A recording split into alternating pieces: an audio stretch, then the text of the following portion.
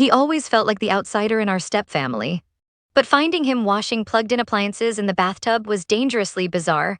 Water mixing with live electricity is a known death sentence. The sheer lethal risk was horrifying, yet this desperate act hid a deeper, more painful secret connected to a gut-wrenching infidelity. Unraveling why forced me to help in a way that shattered everything I thought I knew. Living in a step-family isn't like the TV shows. There's no magic button for blending. When I married Mark, I knew it would be a challenge. I became a step-parent to his son, Leo, who was just a young boy then. Mark already had Leo, and then we had our daughter, Lily, together. I tried, I really did. I read articles about how to build a healthy relationship, how to manage expectations, how to be a good mentor and friend. But Leo always seemed distant, guarded. He wasn't disrespectful, not openly, but there was a wall. Mark, his dad, didn't help. He loved Leo, I think, but it was different. He'd plan these father-son fishing trips, hiking adventures, special bonding moments, but only with his biological son from a previous relationship, not Leo. Leo would ask to go, his eyes hopeful, but Mark always had an excuse. Maybe next time, buddy, it hurt to watch. I saw the pain flicker in Leo's eyes before he'd retreat back into himself. My mom role felt complicated. I treated Leo just like Lily, but Mark didn't treat Leo like his other son. This created a tension, an unspoken imbalance that left Leo feeling like a second-class family member, an outsider in his own home. He spent more and more time alone in his room. The step-family advice says to give children space, let them set the pace, but his withdrawal felt deeper than just needing time. It felt like rejection, like deep hurt settling into bitterness. Then came that afternoon. The house was quiet. Mark was out, Lily was at a friend's. I went upstairs looking for Leo, wanting to check on him. His bedroom door was open, empty. I heard a strange noise from the main bathroom, a repetitive sloshing sound. I pushed the door open and froze. The air felt thick, charged. Leo was standing beside the bathtub, which was half filled with murky water. Inside the water, submerged, were a toaster and a small blender, their cords trailing over the side, plugged into the wall outlet near the sink. My breath caught in my throat. Electricity. Water. The lethal combination screamed danger in my mind. My heart hammered against my ribs. This wasn't just strange, it was a potential death trap. The risk of electrocution, a fatal shock, was immense. The outlet wasn't even a GFCI, one of those special ones that cut the power if there's a problem. Any contact with that water, any fault in those appliances, could send deadly voltage surging through him. Leo, what in God's name are you doing? My voice was sharp with panic. He didn't jump. He just slowly turned his head, his face pale and expressionless. He looked right through me. He was methodically trying to clean the appliances, scrubbing at them with a sponge, completely ignoring the plugged-in cords snaking into the water. Get away from there, unplug those things right now, I yelled, terrified he'd touch the water or the wet surface around the tub.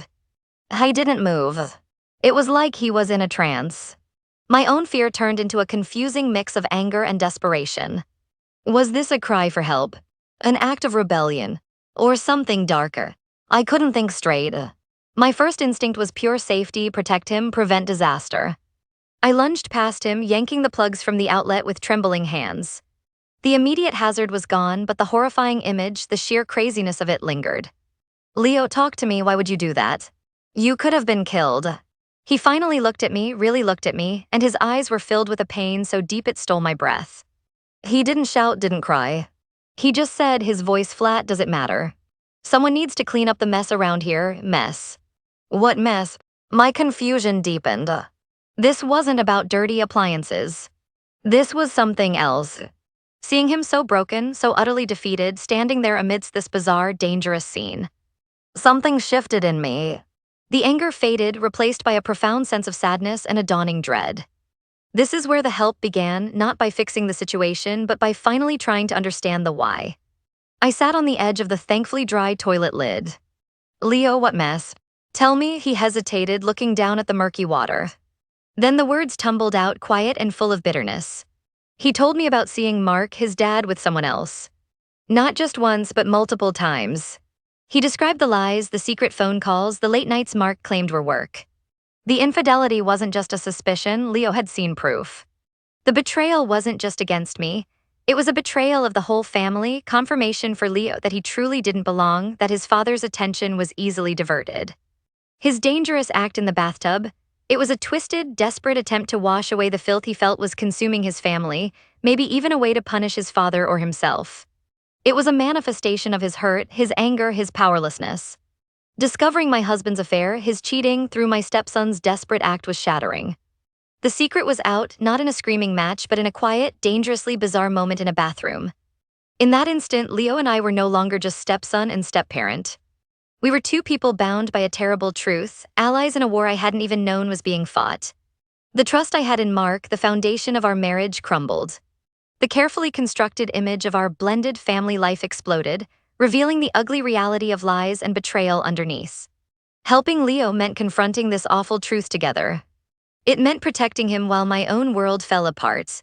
The aftermath was a blur of pain, confusion, and confrontation. Arguments erupted. Communication broke down completely. Mark was defensive, then remorseful, then angry. The house filled with unspoken tension, a heavy blanket of sadness and resentment. The dynamic between Leo and me changed forever. There was a shared understanding, a fragile connection forged in trauma, but also an unbridgeable distance created by the circumstances. Mark couldn't understand why Leo seemed closer to me, why I defended him. He couldn't see that his own actions, his infidelity, had redrawn the lines of loyalty in our broken home. Everything is different now. The perfect family life was a lie. But many questions remain unanswered. Did Mark truly stop the affair? Can trust ever be rebuilt after such a deep betrayal? How does Leo truly feel now, carrying the weight of that discovery and the memory of that dangerous day? Was washing the appliances his way of dealing with the anger and confusion, or was there an even darker thought behind it? We're still navigating the wreckage, unsure of where we'll end up. These stories are complex, filled with raw emotion and difficult choices. If you've experienced something similar or if this story resonated with you, please share your thoughts in the comments below. Like this video if you found it thought-provoking, share it with others who might understand. And subscribe for more true stories that explore the complexities of human relationships and the secrets we keep.